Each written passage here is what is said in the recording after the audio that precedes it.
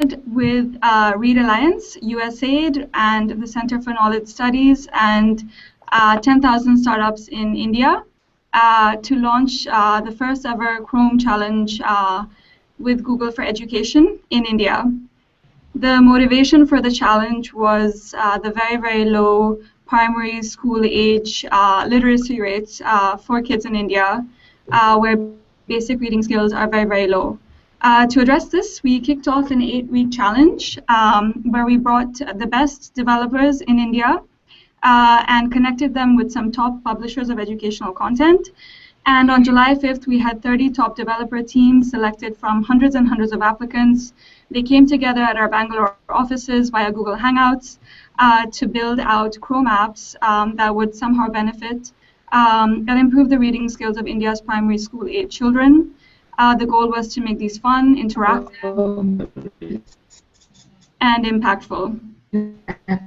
We also got content providers like Pratham Books, the cartoon series Chhota Bheem, to provide amazing, free, locally relevant, India-specific content. And we've got 30 amazing apps, which are now all on the Chrome Web Store.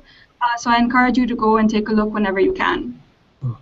You'll see lots of interactive stories, games, quizzes, lots of fun reading experiences. So I really recommend that you take a look. The 3 winning apps are going to be on the Chrome Web Store for 3 months, and USAID and Center for Knowledge Societies plan to extend the reach of these apps by running pilots in low-income schools in India over the next 3 to 6 months. So check out the apps, and I hope you enjoy the demos as well.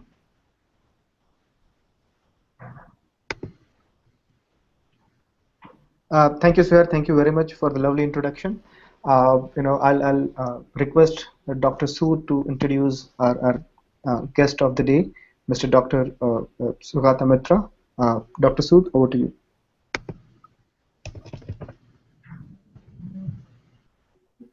With you guys in this rather hectic process of putting together content creators and app developers, and to try to rapidly generate new solutions. And I think we've learned quite a bit from this process. CKS, as you know, has been involved in technology for development for a long while before we even had terms like technology for development. And it is in that era that I first got the chance to learn about the Hole in the Wall project, for which Dr. Mitra became so famous then, and indeed his renown has only grown since then, as the power of what he demonstrated in that early initiative has become sort of more and more pressing and clear for us. We want to create conditions wherein people can empower themselves, people can learn from each other, people can learn through interaction. We want to get out of the way. We want to create ways in which we can overcome the challenges of our traditional brick and mortar infrastructure by creating new, more seamless ways for people to connect and teach and learn from each other. And that is the kind of potential that was unlocked from, it's certainly in people's imagination, thanks to the Hole in the Wall initiative. Since then, of course, Dr. Mitra has done so many things, and it's impossible to summarize his long CV, so I will refrain from doing so. Certainly the website TED.com offers one of many profiles of Dr. Mitra. I'll close by saying that, in some way, we feel that the potential for creating educational apps that can allow people, young minds who accessing their parents' mobile devices or other tablets that will become increasingly cheap, will create numbers of holes in numbers of people's hands, if not in their walls, and the power of these new apps is to bring quality of education and insight that even our best educational systems can't achieve. So with that, I'd like to invite Dr. Mitra to make his comments. Okay, thank you. Thanks very much, and especially thank you for not reading out the resume because that just takes up a lot of time. I want to make a few points. They're actually very simple points, but I think that people who are developing, particularly people who are developing educational applications, or educational apps ought to keep in mind the few things that I'm going to tell you just now. So to start with, just a bit of historical background, very short. As you already heard just now, that I did these experiments now called hole in the wall about 15 years ago, and if you can throw your mind back 15 years, I know that in the audience I'm speaking to, there will be very few people who can do that.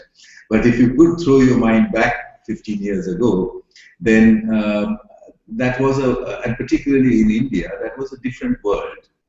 It was a different world because it cost about 6 months average salary to buy a PC. And that PC had 2 floppy drives in it, and it used to run initially CPM and later on MS-DOS, and then eventually Windows.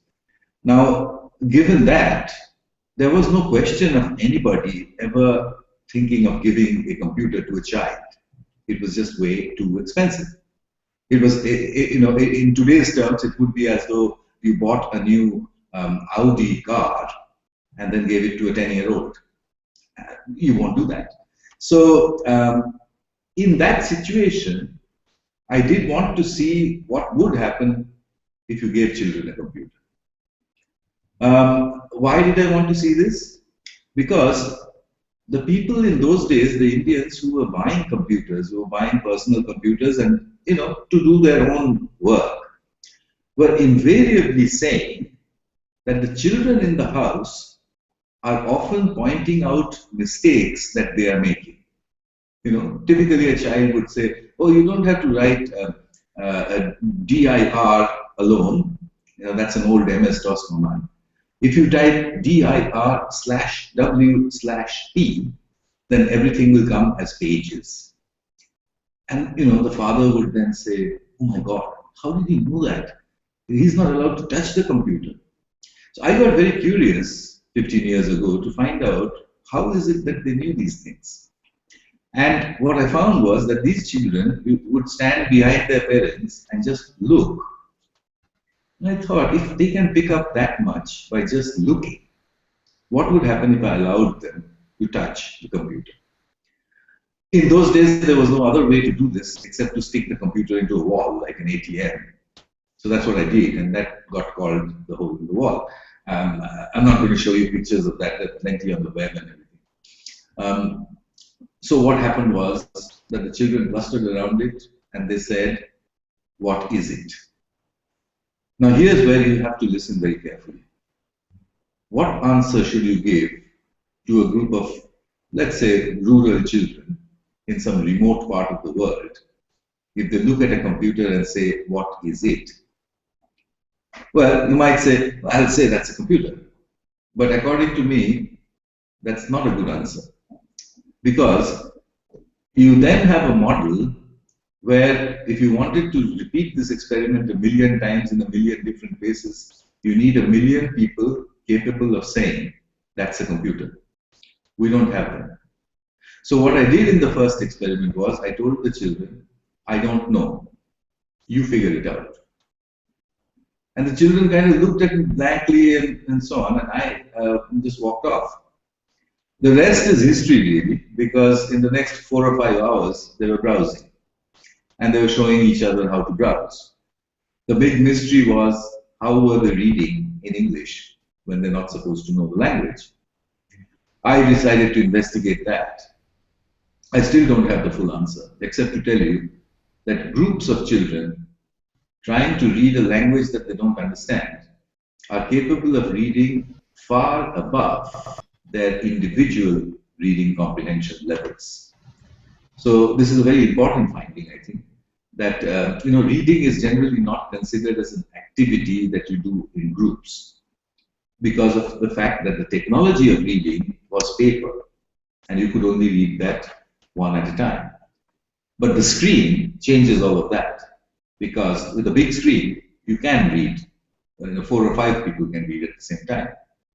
So when they do that, they read above their individual reading levels. Do they understand above their individual understanding levels? It took years of experiments to find out that they indeed do.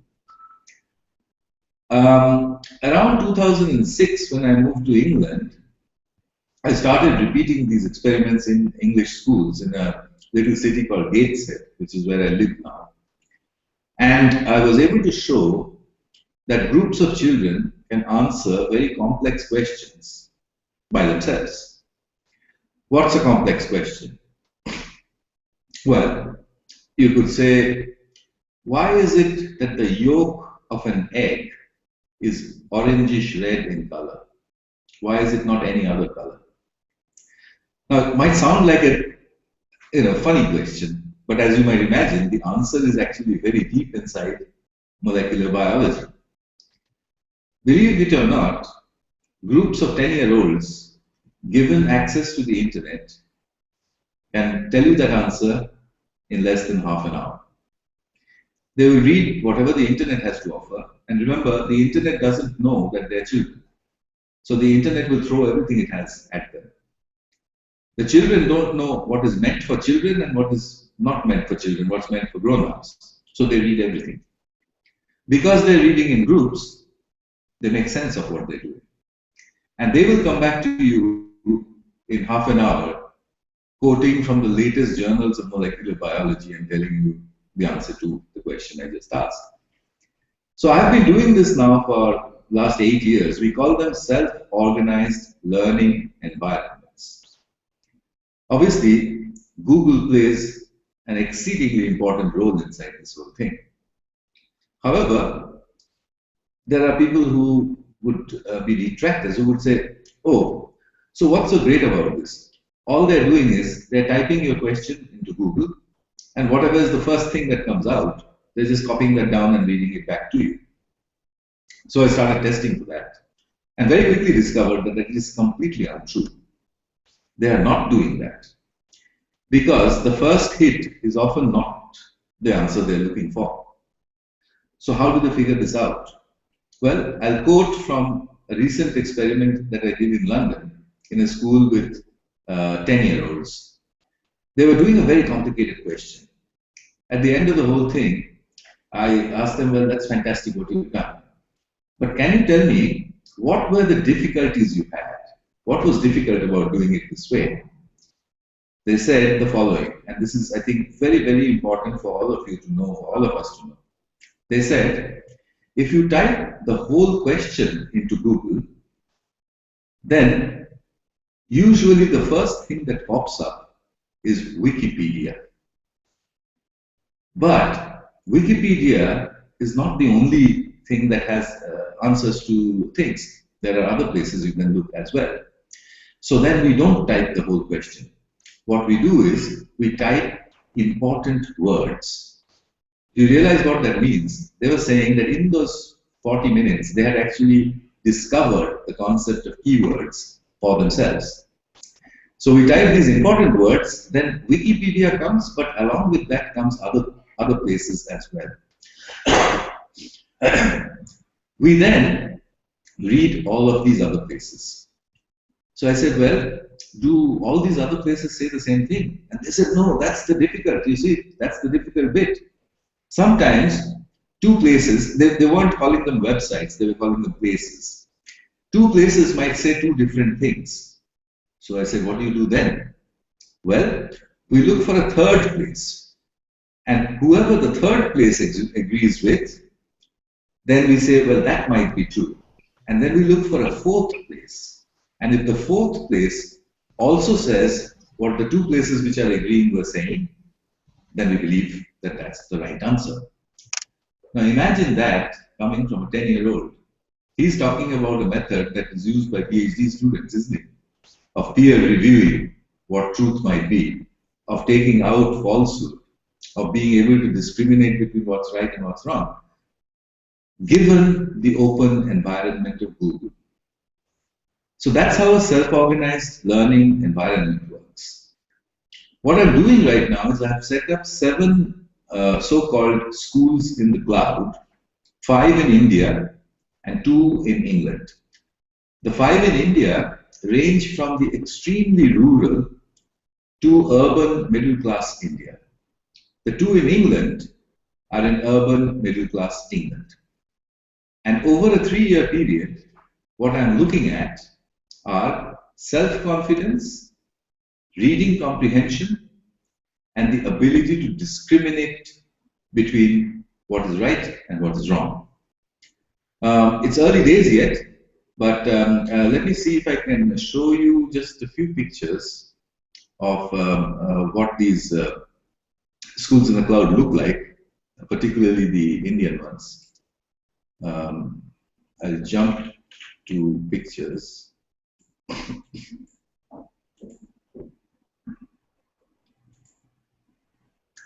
Well, can you see my screen now?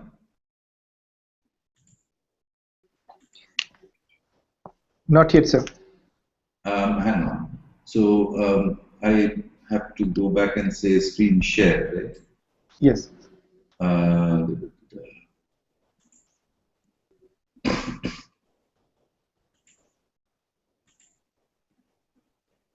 Yeah, I did that. Share your screen, okay? Screen. Yes, we can see your screen, sir. Okay, fantastic. So from the current slide, let me step back a bit. So let's start from here. This is Killingworth in England. As you can see, the structure are large screens. That's very important. The screen must be large enough for anyone inside or outside the room to be able to see what's going on it. Okay, then you don't need any filters. That's really, really important.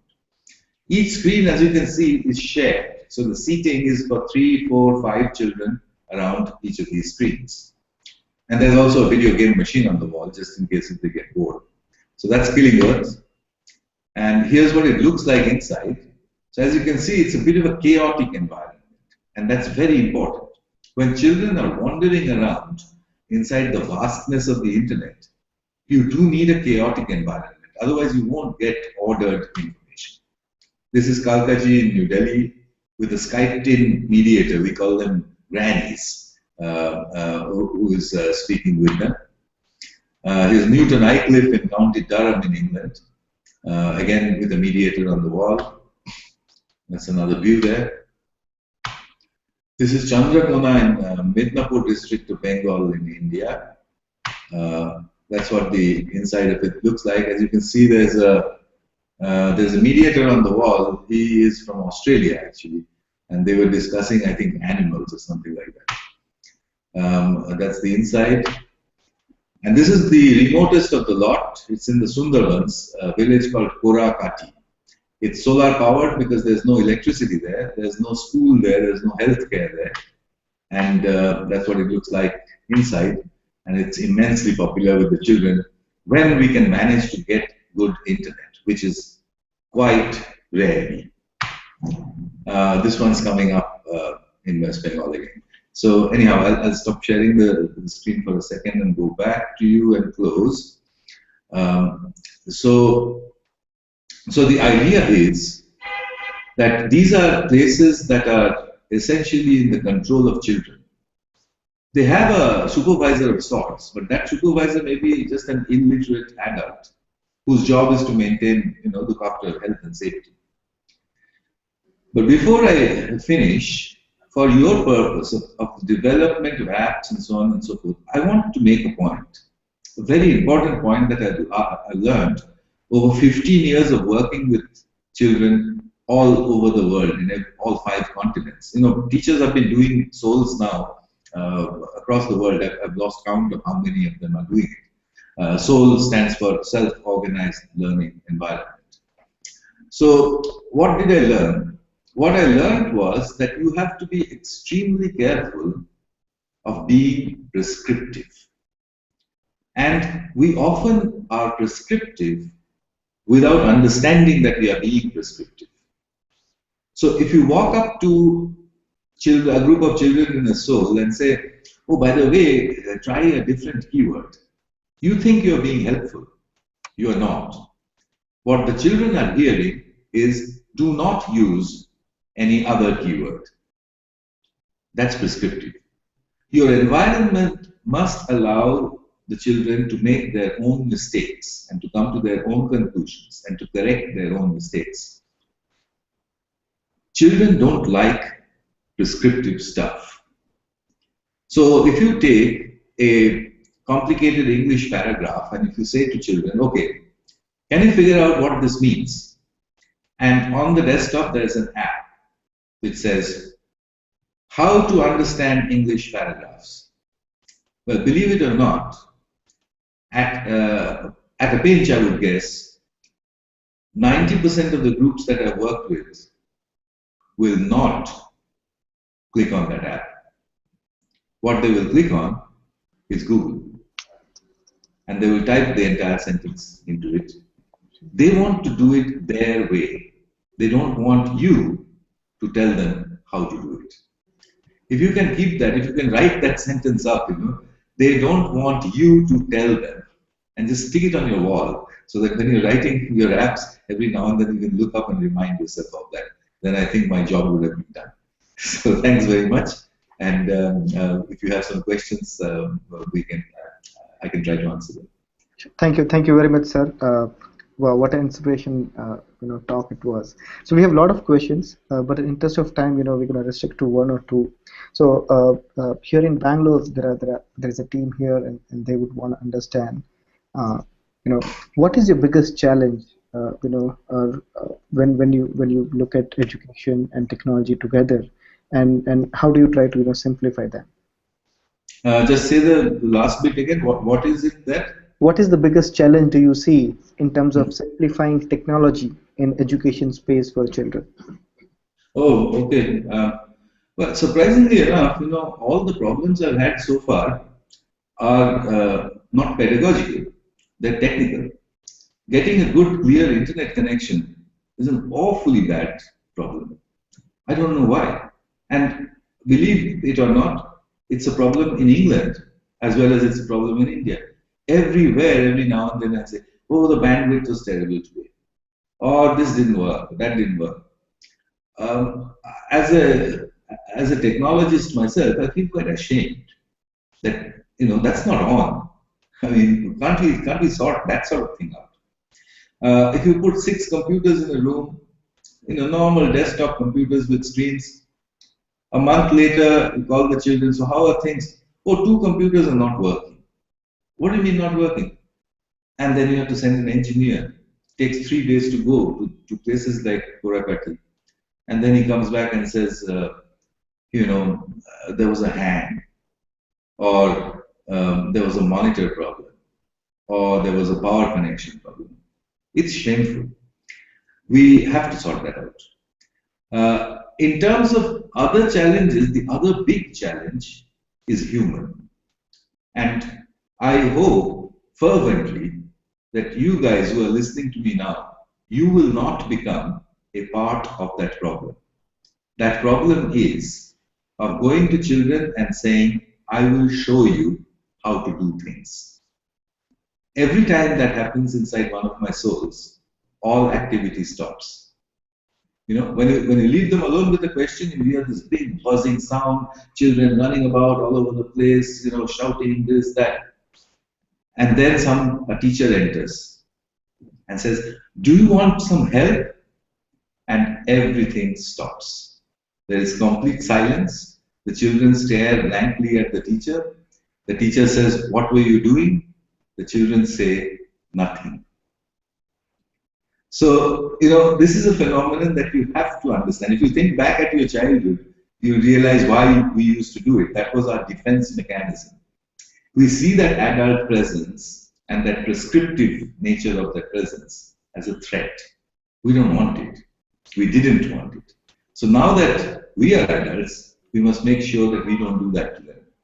Wonderful, wonderful. I'll just have one last question, and there are a lot of, I'll try to make sure that we send it to you over email. Second question, we have for you is that, let's say, the entire ecosystem, entire world is, really embracing the application ecosystem. If you were to build an application on education, targeting to children, what application would you make? That's difficult to say. It depends on what is it that you want them to learn. But I would build an application that questions them rather than either provides answers or gives hints about how to find the answer. It has to tease them with questions. And let me give you an example of a question that we tried quite recently, quite successfully. The question was, why does hair grow? And I said, isn't it funny that hair on our heads grow longer and longer, and we have to cut them off? Have you ever heard of a gorilla needing a haircut or a lion needing a haircut? Why is it that human hair from the head keeps growing longer and longer? And the children engaged immediately because they said, wow, I mean, why does it happen that way? Do you know the answer? And I said, quite honestly, I don't know the answer myself. They love hearing that. And they found out. And the answer lies deep inside the genetics of molecular biology. It's wonderful to watch them do that, rather than to say, oh, it might have something to do with cells. Now, little boys and girls, I'm going to tell you something about cells. Don't do that. Thank you very much, Dr. Mitra. It was really, I'm sure the memories of this discussion will stay longer in all of our minds. So, having said that, I'll hand over to I'll spend a couple of times in introducing the applications that we're gonna look at it. We have three teams, which is best of the lot. We had around 30 plus ideas, when we began, and we shortlisted and we picked the best one. For this particular day, and they're gonna share their views and they're gonna share their insights on that.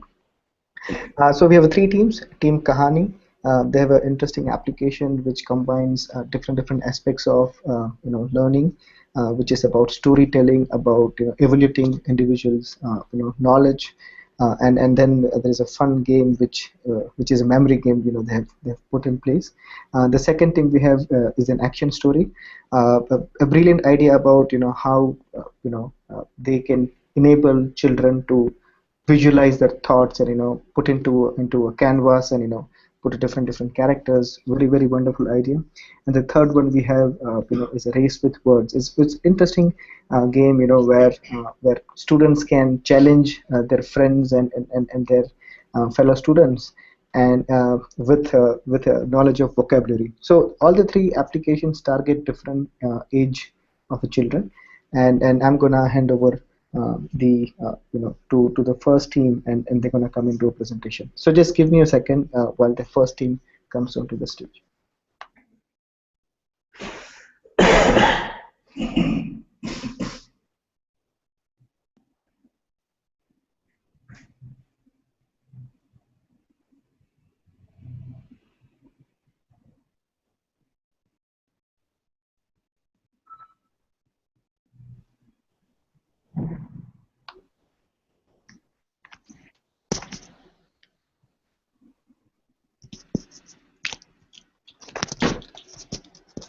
Hello everyone.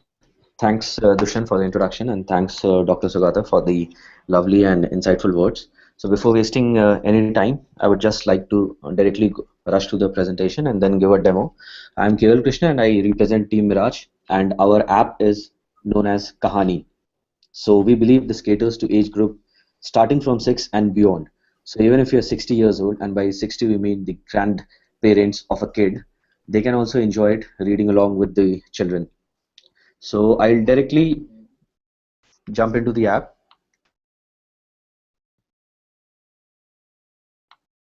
Yeah, so let me just start the application.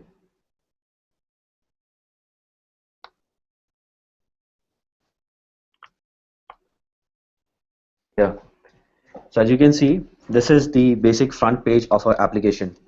Now when you give a mouse in the hands of a kid, he or she will not be able to resist moving that. So the moment he or she moves the mouse and the cursor, there's a beautiful clouds forming the background and they all move. So a sense of interaction, a sense of playing happens within the app. Before proceeding, we would like to extend our gratitude to Pratham Books, our content providers, and Radio Mirchi, who provided us with the audio. Now, as you can see from the first page itself, we have highlighted two things. the English alphabet A, and the Hindi one A. So this, we believe, put forth our commitment towards multilingual app.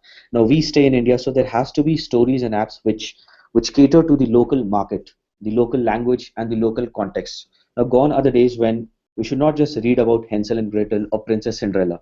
We should now read about, let's say, Tenali Raman or a boy named Chintu, because these are in the Indian context. So I'll directly jump to a Hindi story and our app. So once you click on the alphabet A, so this is the screen which you get. Even here, once you rotate the mouse or you hover with the mouse, there are little movements, little interactive elements there which the kids will enjoy. And we have tested it out with a few kids, and they actually quite loved it. And once they saw that it was happening, they called their mom and dad and told them, "Look, mom, this is happening," or "Look, dad, see it changes color," and things like that. So I'll directly jump into a Hindi story. Now, this we believe is a very, very important feature. The moment you open a story, a small dialog box sort of comes up, which asks the kid where to start from. Now, there are many times even we adults make mistake of mistakenly closing the window. Let's say we are reading a story in page 20 and the kids closes it. Now, if he opens the app again, the whole process should not be there, that open the home page, select the particular level, select the alphabet, go into that story. Why not directly give him the option to start very left? So this is what it does. So just to show the app, to demo the app, I'll start from Shuru Se Padhe, which for our English viewers, which means start from the beginning. So once we start from the beginning, so as you can see, there is sync. Once the words are spoken out and the words are highlighted there, I'll just go to the next page. So I'll just let it play for a couple of seconds and I'll pause it now. So as you can see, there was a local voice, a local Indian voice behind that. So the kid relates to it. It's not a foreign voice, it's not a machine generated voice. So the kid relates to it. And there are animations behind it to keep the kids interact with the play. The goggles are shining once again to keep the kids interested. And again, we have put arrows just at the bottom to turn the pages, but we have left something for the kids to discover on their own. Even if you flip the page from the topmost, there's a nice turning effect of pages, a 3D effect, just like actual books. So this is something which we have not indicated explicitly in the app. This we have left for the kids to explore on their own, to discover on their own. Just going further due to lack of time. So the story goes, there are animations and all pages, there is syncing of words. And then after the story, there are exercises, and we have labeled the exercises as plays. It's not your regular exercises, though we have put in questions, and these test the comprehension abilities of the kids. So this app caters both the reading of joy as well as the comprehension abilities. So once you answer the questions, let me just quickly run through the questions. You get a whole nice kind of feedback. You can go back, check your answers, match it, you will get scores. And then there's a small game, a memory matching game. Again, we have infused the elements of the story into this game. So if you have two elements, if they match, then you'll have the correct match and sequence. So as you can see, two elements here are matched. So this is in just our app. Similarly, we have one more story in English, but I won't run through that. I'll just go through what our future steps are. So this is what we plan to do. We plan to widen our reach, partner with Pratham and Google to take it to rural schools where they lack these kind of things, more languages, build a platform, and of course mobile ready so that it can also be deployed onto tablets and mobiles. So this is what we had in mind. Any feedback, and we are looking forward to them. Thanks a lot.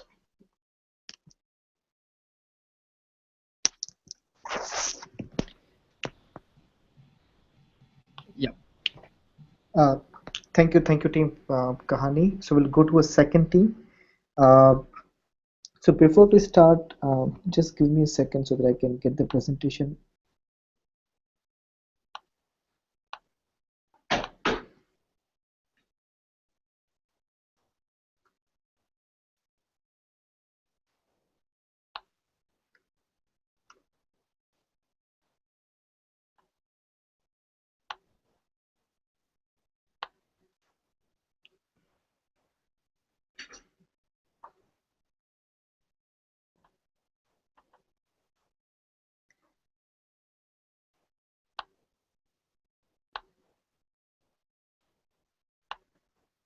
Yes, so team action story, are you ready?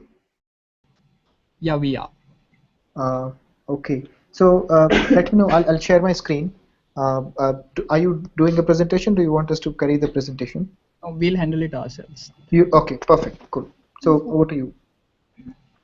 Yeah. Hi everyone. It's an absolute honor to present in front of Sugata sir. So without wasting time, I'll just quickly move on to the presentation. And so basically, the concept that we have created, we call it action story. So before jumping onto the demo, I'll just like to spend some time regarding the concept. The concept of action story comes from a very simple fact. What we believe was, around yourself, a person sees a scene, and each of these scenes can be translated into a sentence, a simple sentence. I see outside, I see a child playing in the field. So this is a sentence with some certain key variables: a child running in the field, running and field. So once I change any of these variables, that directly affect the sentence that describes that scene. So this is a basic premise of developing this app. I'll just move on to the demo so that it becomes a bit more clear. So action story, this is what we call our app. Moving on, yeah. So moving on to introduction. Hi, I am Tony. Welcome to my house.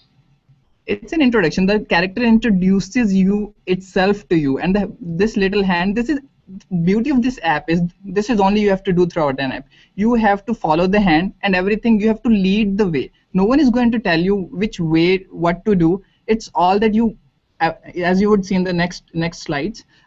You are going to explore the app and you're going to learn while doing that. So I'll just press on.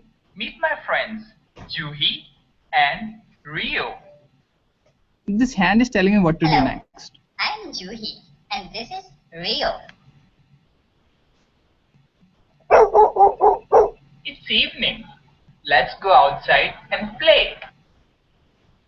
This is where all the things begin. This is where it all just starts. And just to give a quick brief. A boy. Now think of this as a canvas, and here at the top of a canvas is a sentence that depicts what exactly is in a canvas. So currently there's one boy in a canvas, and it's telling me that it's a boy. Now here we have some variables or some elements, as I like to say. And what happens when I put, let's say, a girl into the canvas? A boy and a girl. So the sentence changes, and it's very real time, so that students get to see then and there itself what their actions are making changes in the sentence. So they get to know, okay, this is the girl. Now what happens if I bring this dog into the scene? A boy, a girl, and a dog. And this is happening real time. Now I can bring the boy back. A girl and a dog. And it just moves on. There is no right way to do it. It's all okay for us, for the students to explore. And students get to learn a lot about this. Moving on to the next, this is a very small. So we're starting with the difficulty level. The first screen is like very small screen where we are introducing just the few words. So a boy is standing. Here we are increasing a complexity a bit. Now we are introducing two elements, a boy and he's standing. Now what happens if I press this button? A boy is walking. The boy is walking now. And the student can see it real time. A child can visualize it. A boy is running. And he can repeat it, reread it. A boy is running. So moving next. So this is a screen, and wherein this is a goal which I have to create. I have to make they are walking in the rain. So the complexity increases a notch further, and by they I mean all the three characters of the scene, the Tony, Juhi, and Rio. I have to make them walk in the rain. She is standing. So the first, it begins with a girl standing in a field, and then okay, let's try this maybe, but I need them walking, so let's try this. They are walking. So they are walking. Now maybe if I try this. They are running. They're running. They are running in the night. So they are running. I have a set of elements here in the bottom panel which I can use to create my own canvas. Everything is becoming very real time. A child gets to know how exactly the scene and the sentence describing that scene changes. Now let's introduce rain. They are running in the rain. And once I click the remaining element, they are running in the rain. They are walking. So what did happen when I reached the goal? The stage got over, and now I can move on to the next step. So although we have a sequence sequence. Rio, stop, Rio. Oh, where did they go? Sequence to an app, but we don't let students tell what exactly to do. They can play around with it Where are they?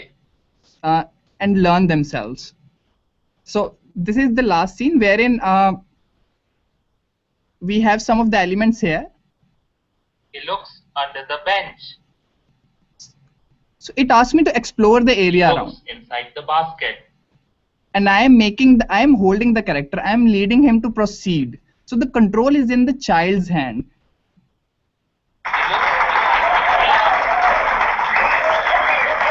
So Where are they?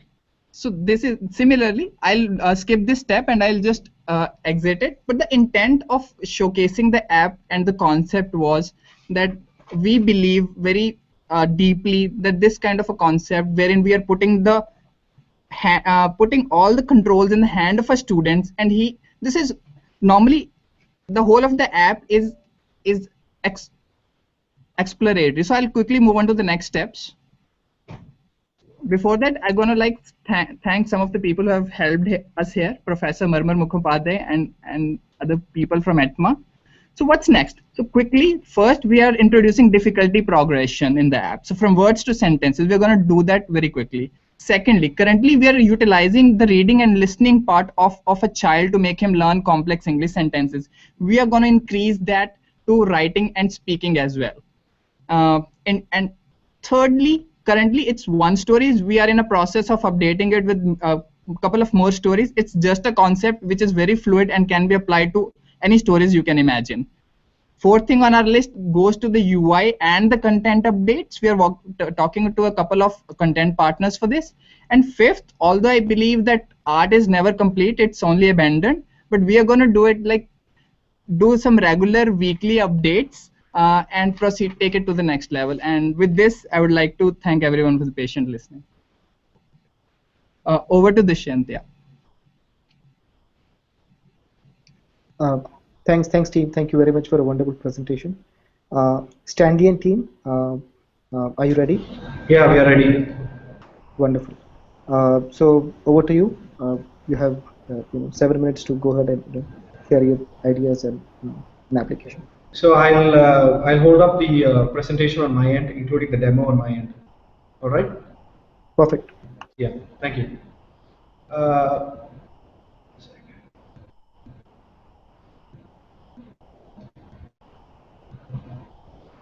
Hi guys, can you see the presentation right now? Hello? Yes, we can see the presentation. All right. Hi, my name is Stanley J. Malekal. I'm from Nextwave Multimedia. I'm here with my colleague Shankar Ganesh and Karthikeyan Thagavelu, same of Nextwave Multimedia. Our app, Race with Words, is a fun learning game where we actually allow children to fortify their vocabulary and also to understand certain sentences in via decoding.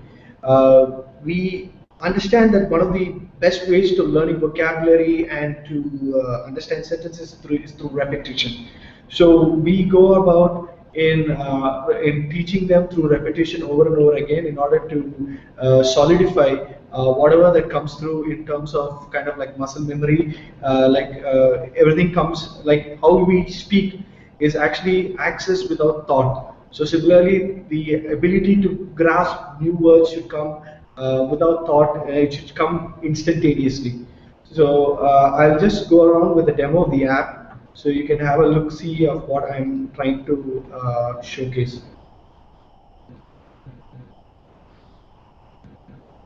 So can you see the app? Hello? Yes, we can see the application. All right, I'm going to start playing. Race with Words right now has two game modes. One is racing with words, and then the other one is racing with sentences. So I'm going to show you how we race with words exactly, and I'm going to give it a very easy difficulty, and I'm going to start. So this is how the game starts up. Yeah. So we give them a basic rundown of what they can do with the game and how it has to go around. So and now here as you can see, you have to build your words in order to make sure your bunny can run. So let's say that I create the word mild. So that's it. And the UI tells me that it is ready. That is, it's a correct word, and I can submit it. So I can actually build very difficult words, custom, for example. Or I can even build small three-letter words. It depends upon the intelligence of the child in order to build words, and sometimes they can actually find the new words through our hint system, which is coming soon. And let's see if I can get.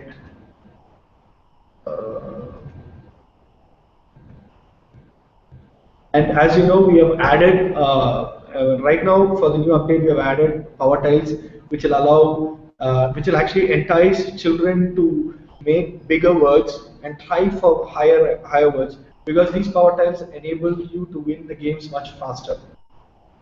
So as you can see, the bunny hops. So this is one of our way of rewarding the child to trying new and big words. So due to the interest in the lack of time, I'm exiting this game, and I'm going to show you how we race with sentences. So right now we have 3 words and 4 words. 5 words are coming soon. Similarly, 6-word sentences are also coming soon.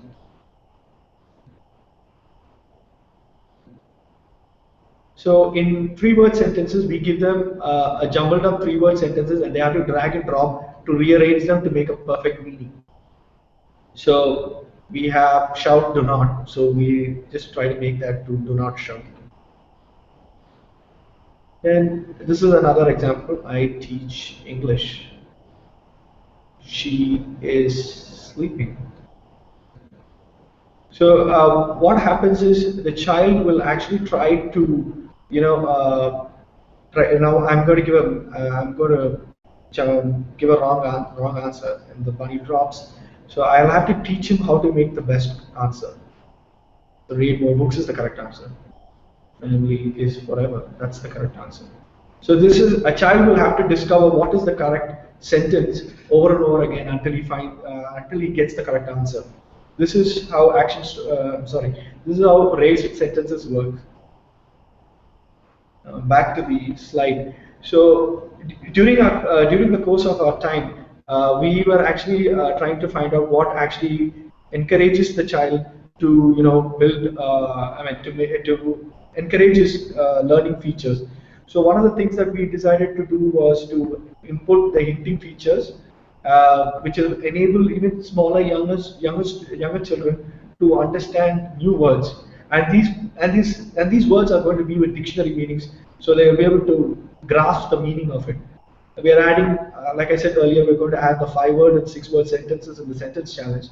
And we're also integrating a text-to-speech API, which will allow them to understand how pronunciation of each word is going to be.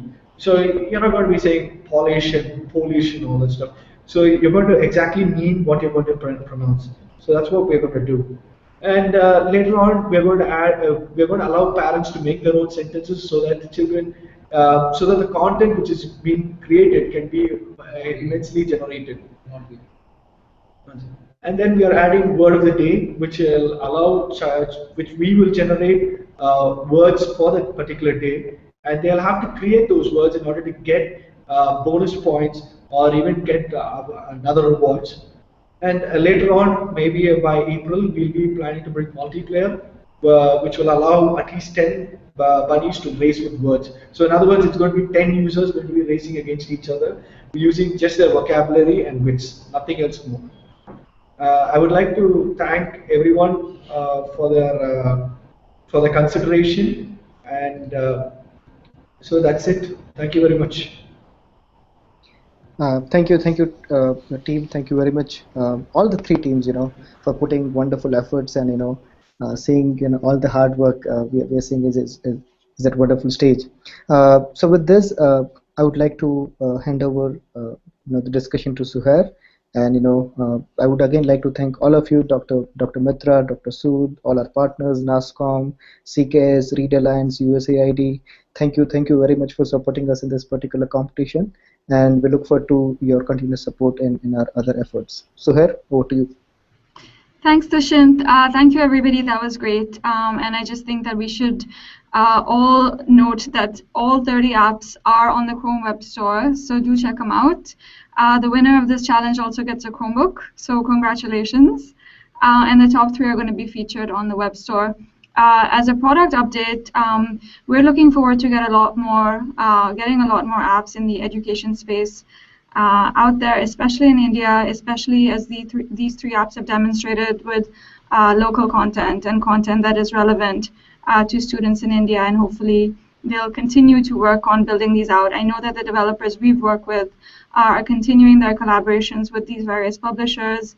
They're obviously going to take Dr. Mitra's advice going forward. Android apps and Chrome apps, it was announced at Google I/O this summer, are going to be increasingly interchangeable, and so that's something for all developers to keep in mind. It just opens up a lot of space for getting content out there. So thank you again. Feel free to email us or reach out to us if you have any questions, if you want to know what's happening with the apps next, or if you want to hear about the plans that USAID has for piloting the apps.